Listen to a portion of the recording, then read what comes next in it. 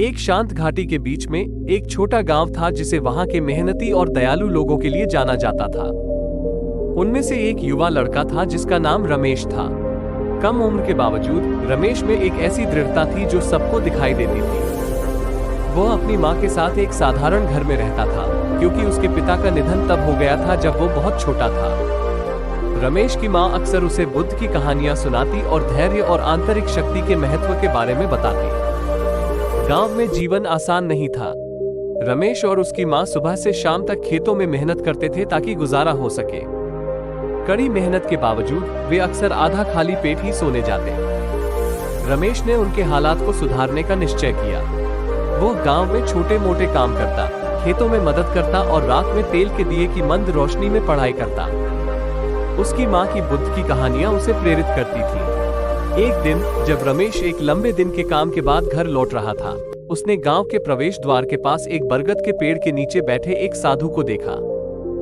साधु से शांति और ज्ञान की आभा निकल रही थी। उत्सुकता से अर्जुन उसके पास गया और आदरपूर्वक नमस्कार किया। साधु ने उसकी आंखों में दृढ़ता देखी और उसे बैठने के लिए आमंत्रित किया। बेटा, मुझे बताओ, साधु ने शुरुआत की, तुम्हें क्या परेशानी है? रमेश ने साधु के सामने अपना दिल खोल दिया, अपने संघर्षों, सपनों और अपनी स्थिति को सुधारने की इच्छा के बारे में बताया।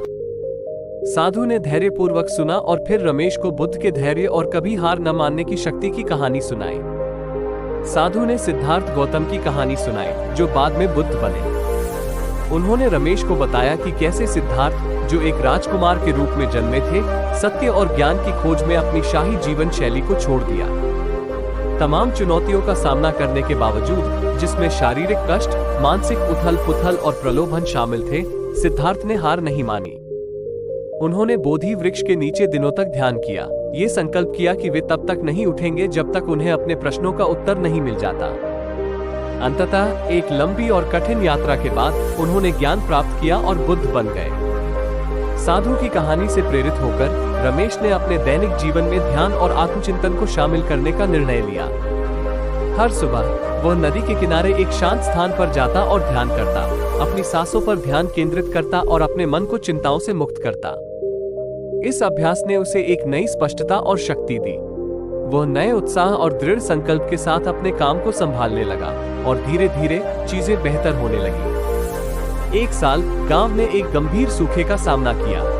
फसलें विफल हो गई और पानी की कमी हो गई।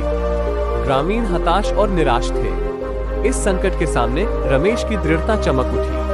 उसने ग्रामीणों को इकट्ठा किया और उन्हें बुद्ध की कहानी सुनाई और समझाया कि चाहे स्थिति कितनी भी गंभीर क्यों न हो, हार नहीं माननी चाहिए।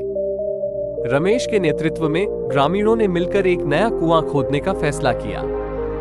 ये बेहद कठिन काम था, लेकिन रमेश की अटूट भावना और सकारात्मक दृष्टिकोण ने सभी को प्रेरित किया। उन्होंने दिन रात मेहनत की, इस विश्वास के साथ कि वे इस संकट को पार कर सकते हैं। सप्ताहों की अथक मेहनत के बाद उनकी मेहनत रंग लाई। उन्होंने पानी प्राप्त किया और नए कुएं ने सूखे से पीड़ित गांव को बहुत राहत दी। ग्रामीण खुश हो गए और रमेश की मां ने गर्व से अपने बेटे को देखा। रमेश ने न केवल अपने परिवार की मदद की थी, बल्कि पूरे गांव के लिए आशा और धैर्य का प्रतीक बन गया था। साधु गांव लौट आए और परिवर्तन देखकर प्रसन्न हुए। उन्होंने कुआं देखा, मुस्कुराते चेहरों को देखा और ग्रामीणों में नई ऊर्जा को महसूस किया। रमेश ने उनका आदरपूर्वक स्वागत किया और कृतज्ञता प्रकट की। तुमने अच्छी तरह सीखा है, बेटे, साधु ने कहा। याद रखना, धैर्य केवल कष्ट सहने के बारे में नहीं है, बल्कि दूसरों को उनके ऊपर उठने के लिए प्रेरित करने के बारे में भी है। साल बीत गए और रमेश गांव में एक समझदार और सम्मानित बुजुर्ग बन गए। वो अक्सर अपनी कहानी युवा पीढ़ी को सुनाते थे, धैर्य और बुद्ध की शिक्षाओं के महत्व को समझाते थे। गांव फला फूला और अर्जुन की हार न मानने की विरासत पीढ़ियों को प्रेरित करती रही। गांव धैर्य और सामुदायिक भावना का प्रतीक बन गया। रमेश और बुद्ध की शिक्षाओं की कहानी पीढ़ियों से सुनाई जाती रही, सभी को याद दिलाती रही कि चाहे जीवन कितना भी कठिन क्यों न हो, धैर्य और आंतरिक शक्ति के साथ कोई भी बाधा पार की जा सकती है।